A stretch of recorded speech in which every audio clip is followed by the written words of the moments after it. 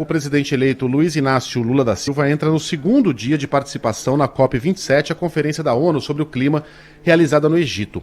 O petista se reuniu agora há pouco com representantes da sociedade civil brasileira e ainda hoje estará em um fórum sobre os povos indígenas e as mudanças climáticas. Hoje de manhã, Lula voltou a atacar o teto de gastos. Segundo o presidente eleito, a regra tira dinheiro que seria para investimentos na área social. O petista disse ainda não estar preocupado com o vai e vem da Bolsa de Valores, atribuindo a instabilidade a especuladores.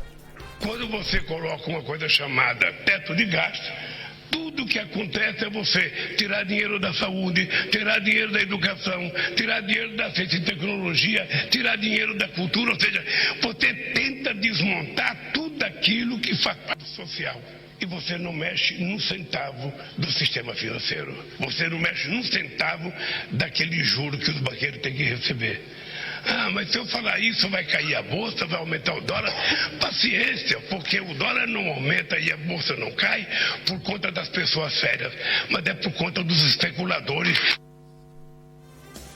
Ontem, em discurso, Lula fez críticas ao presidente Jair Bolsonaro e destacou que a defesa do meio ambiente será uma prioridade no governo dele.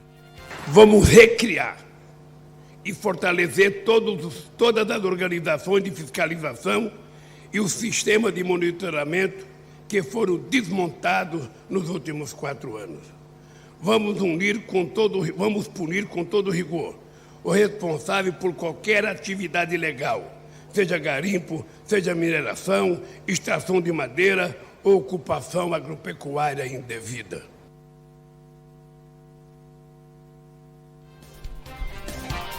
Lula também quer que a Amazônia seja sede da Conferência Nacional das Nações Unidas sobre Mudanças Climáticas em 2025.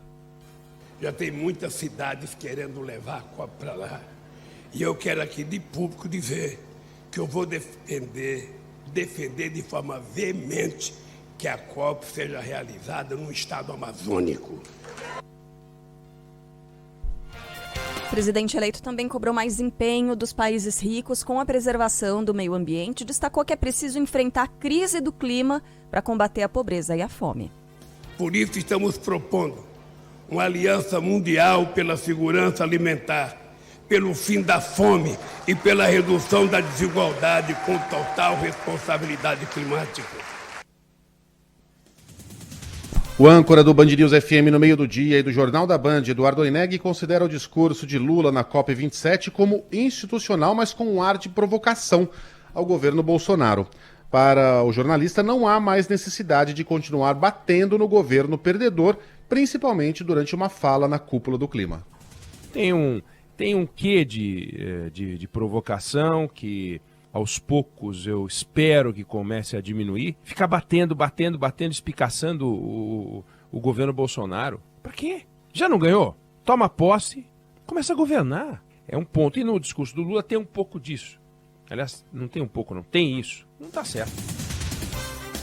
É que é difícil também não lembrar do que aconteceu, né, Megali? É difícil fazer, imagino, né, para um líder e, sobretudo, numa plateia, com uma plateia como essa, não relembrar o que aconteceu e não colocar aí um contraste grande do que ele pretende fazer daqui para frente. Então, a gente compreende, mas enfim. A gente tem a fala aqui também da diretora executiva do canal AgroMais, Samantha Pineda, especialista. Mas, Carla, eu concordo, desculpa a interrupção, eu concordo com o Oineg nesse ponto. A eleição ficou para trás. O Brasil falou, né? Foi por uma margem apertada, mas fosse por um voto, daria no mesmo. O país disse que deseja um caminho diferente, mas um caminho diferente não precisa ser necessariamente um discurso diametralmente oposto da equipe econômica de Bolsonaro. Quando o Lula faz essa oposição entre investimentos em áreas sociais e uma saúde financeira do país, no sentido fiscal, essa é uma falácia. Isso não existe. Inclusive o próprio governo dele criou superávites e fez grandes investimentos na área social, especialmente nos primeiros 4 anos. Então essa oposição não é real. Ela serve para um discurso, ela serve para o palanque, mas não serve para a vida real. Até porque se a gente descuidar do chamado mercado, e o mercado, veja, o mercado não são aquelas pessoas com cartola, charuto, que de uma poltrona muito confortável bebe seu uísque e controlam os rumos da nação. Uma pessoa que, por exemplo, decide não investir numa reforma do seu mercadinho porque acha que a economia vai entrar em turbulência no ano que vem é o mercado. Né? Alguém que decide colocar o seu dinheiro num fundo de renda fixa em vez de investir, por exemplo, num imóvel, é o mercado. É dinheiro que está deixando de girar. Então, nós todos, de alguma forma, somos o chamado mercado. Ele não é formado somente por especuladores.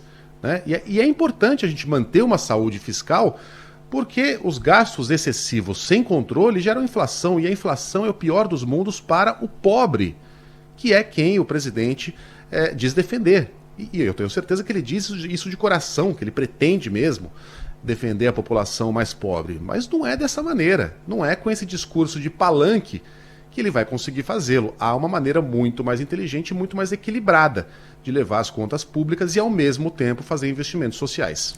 A diretora executiva do canal AgroMais, Samantha Pineda, especialista em direito ambiental que está na COP27, ressalta que o agro brasileiro vem se destacando internacionalmente. E é por causa deste agro regenerativo, sustentável, que a gente vem conseguindo se destacar no cenário internacional. Quando a gente fala de agricultura no Brasil, a gente fala de um sistema diferente de produção que já é muito comum nos nossos solos, né? Nós temos reservas legais, áreas de preservação, nós temos uma agricultura que tem uma tecnologia diferenciada quando se fala em cuidado do solo, cuidado da água, e sim, certamente que o agronegócio vai ser um parceiro estratégico nessa questão.